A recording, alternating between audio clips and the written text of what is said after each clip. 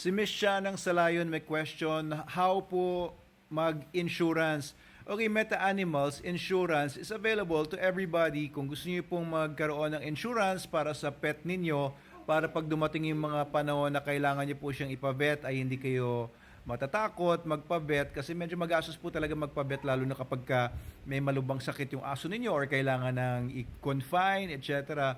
So, mag-message na po kayo sa amin kahit dito sa TikTok or Facebook page at meron pong mag-a-assist sa inyo. Si Miss Edna or si Miss Stephanie or others will be assisting in you sa iba-ibang mga packages and plans ng Meta Animals Insurance. No, ang maganda sa Meta Animals Insurance, covered din ang parvo, distemper, worms, and marami pang iba. And kapag kayo ay nagpa-vet, kahit saang veterinarian po yan, wala pong accredited lang na ilang mga hospitals lang. Kahit saang vet, basta po may hawak kayong resibo from the vet, yung mga ginastos nyo, i-reimburse po sa inyo.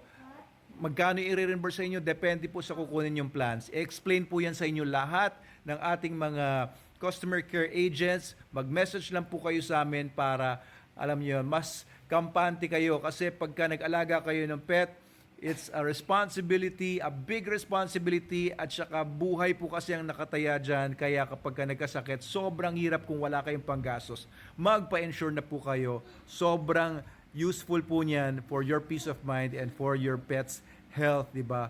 Para mabigyan siya ng tamang lunas sa tamang panahon. Hindi niyo kailangan silang tiisin.